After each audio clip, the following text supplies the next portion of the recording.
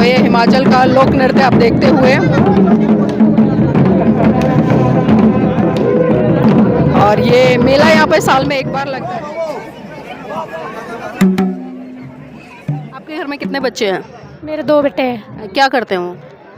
बड़े वाला बेटा मेरा आईपीएच में है और छोटे वाला आईटीआई कर रहा है बक्सैड में। अच्छा, आईटीआई कर रहा है। तो आपको लगता है नहीं है कि अगर भगवान से मांग लिया जाए तो आईटीआई करने की जरूरत ही नहीं है, उसको सब कुछ घर बैठे मिल जाए, अच्छी नौकरी मिल जाए, यहाँ तक कि वो देश का प्रधानमंत्री बन जाए?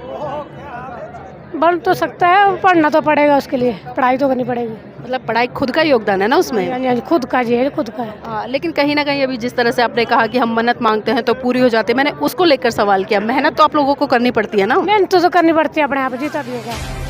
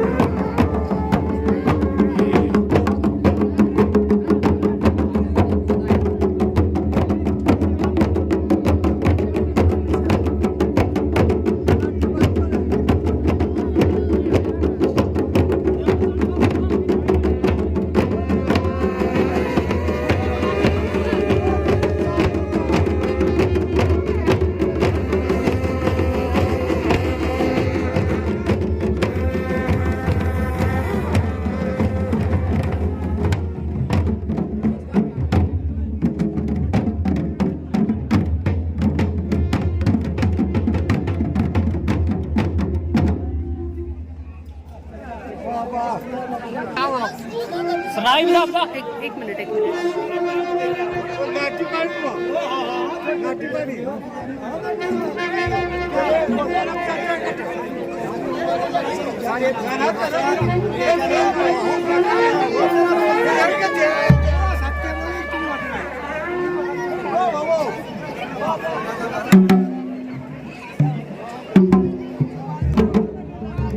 देखिए, अभी जिस तरह से मैंने भैया से डिस्कस किया तो भैया ने बताया है कि इसका 85 केजी वेट है, और जब इसको उठाया जाता है तो उसका वेट बढ़ भी जाता है और घट भी जाता है। ये डिपेंड करता है सिचुएशन पर, और जो भी यहाँ पर गतिविधियाँ होंगी, ये सारी की सारी गतिविधियाँ जो यहाँ के ये कुलदेव के माध्यम से होगी।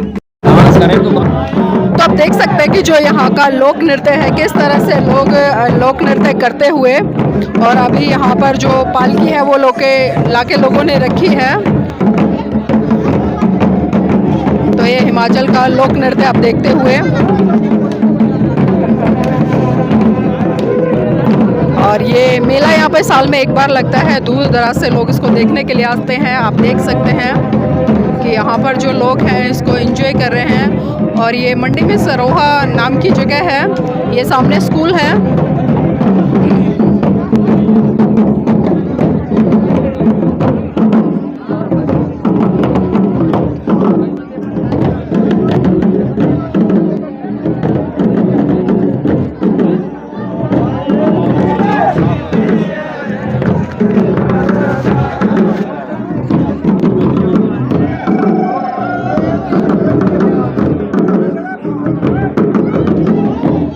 देखिए जिस तरह से यहाँ पर जो यहाँ के कुल देवता हैं, जो भी हैं यहाँ के जो पहाड़ी इलाके के देवता हैं, उनकी जो मान्यता है, अभी जिस तरह से मैंने डिस्कस किया, भैया ने बताया कि 85 केजी वेट है इसका, और जब इसको उठाया जाता है तो इसका वेट कम भी हो जाता है, बढ़ भी जाता है, डिपेंड करता है सिचुएशन पर। उन्होंने कहा कि आप खुद देखिए, तो मैं भी उस पल उस क्षण का इंतज़ार कर रही हूँ जिसकी अभी वो बात कर रहे थे कि इसका वेट खुद बढ़ता है और घटता है। लेकिन उससे पहले आप लुत्फ़ उठाइए इस लोक नृत्य का। और यहाँ पर जिस तरह से ढोल नगाड़ों के साथ में लोग संगीत के माध्यम से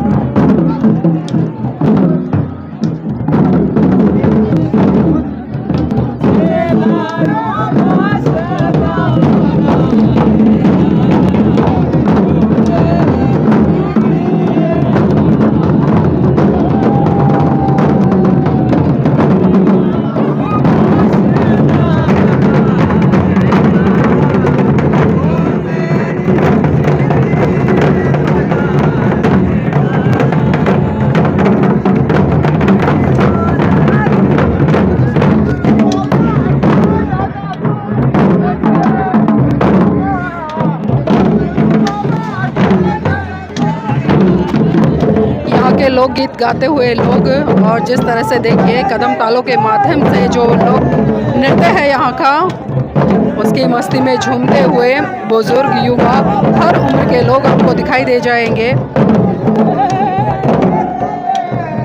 यह है हिमाचल की संस्कृति।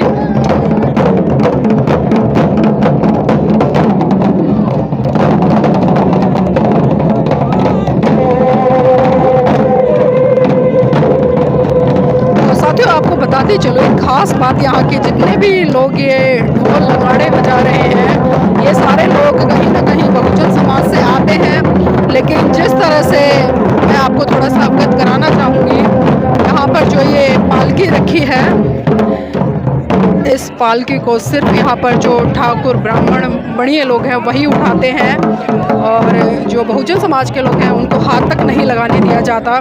इसी से आप समझ सकते हैं कि आखिर देश में क्या चल रहा है। लेकिन कहीं ना कहीं बहुजन समाज के लोगों को भी ये चीज़ें समझनी चाहिए। क्या वो सिर्फ ढोल नगाड़े या ये जो म्यूजिक के इंस्ट्रूमेंट हैं इनको बजाने के लिए ही रह गए हैं? लेकिन जब बात आती है इनके देवी देवताओं को छूने की, तो उनको ये हाथ भी नहीं लगाने देते। तो इसी से आप समझ सकते हैं कि ये चल क्या रहा है और मानसिकता क्या है। और ख़ासकर अगर मैं हिमाचल की बात करूँ तो हिमाचल में जिस तरह से मुझे पता चला है, यहाँ पर जो जातिवाद है वो काफ़ी भारी मात्रा में है। यहाँ पर जो जातिवाद है वो काफ़ी है, और जिस तरह से यहाँ पर जो स्वर्ण समाज के लोग हैं जो कि अपने आप को उच्च जाति का मानते हैं वर्ण व्यवस्था के अकॉर्डिंग, वो बहुजन समाज के लोगों पर जाति आधार पर काफ़ी भेदभाव करते हैं। और इतना है नहीं, जो बहुजन समाज है उनमें भी कुछ जातियाँ ऐसी हैं जो कहीं ना कहीं अपनी ही भाइयों से जातीय आधार पर भेदभाव करती हैं। तो बड़ी विडंबना है कि जो लोग जाति के आधार पर अत्याचार शोषण सहते हैं वो भी उस अत्याचार शोषण के तहत अपने ही लोगों पर अत्याचार शोषण करते हैं। इतना भी नहीं समझ पाते कि आखिर वो कर क्या रहे हैं, किस दिशा में कर रहे हैं और उसका क्या परिणाम होगा। तो साथियों बने रहिएगा मेरे साथ में, और इस वीडियो को दिखाने का मेरा उद्देश्य सिर्फ इतना ही था कि देखिए इस तरह के जो उत्सव है साल में ये लोग एक बार सेलिब्रेट करते हैं, लेकिन जिस तरह से मैंने अवगत कराया कि ढोल लंगाड़े बजाने वाले कौन है और जो ये यहाँ पर इनका पहाड़ों में जो इनका पूर्वज कहें, इनका देवता कहें, जो भी कहें, वो किस समुदाय से हैं तो इसी से आप समझ सकते हैं। मैं थोड़ा सा आपको जूम करके दिखाना चाहूँगी, आप देख सकते हैं।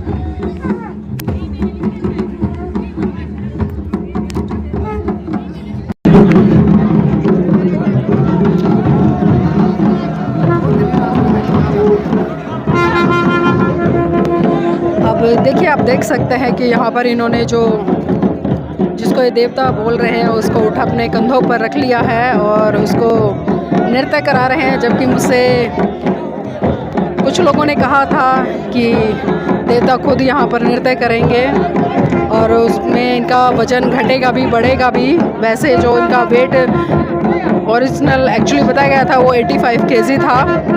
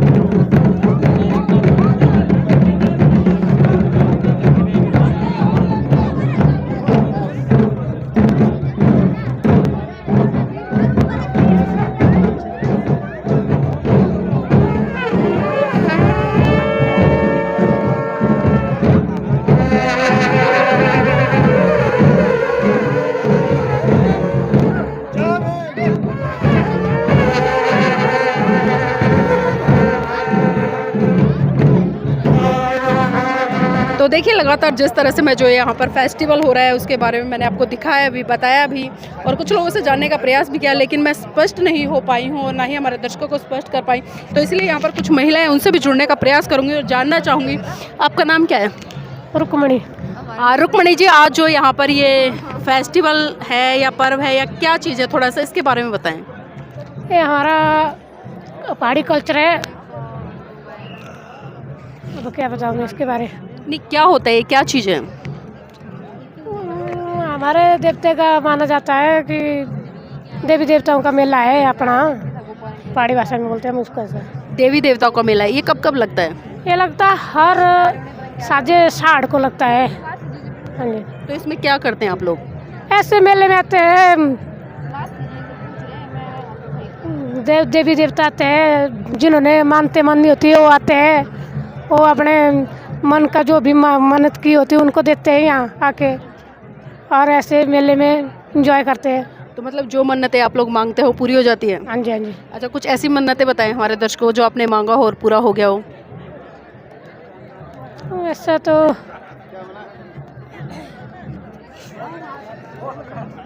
आपके घर में कितने बच्चे हैं? मेरे 2 बेटे हैं। क्या करते हैं वो? बड़े वाला बेटा मेरा IPH में है और छोटे वाला ITI कर रहा है बक्सैड में। अच्छा, ITI कर रहा है। तो आपको लगता है नहीं है कि अगर भगवान से मांग लिया जाए तो ITI करने की जरूरत ही नहीं है, उसको सब कुछ घर बैठे मिल जाए, अच्छी नौकरी मिल जाए, यहाँ तक कि वो देश का प्रधानमंत्री बन जाए?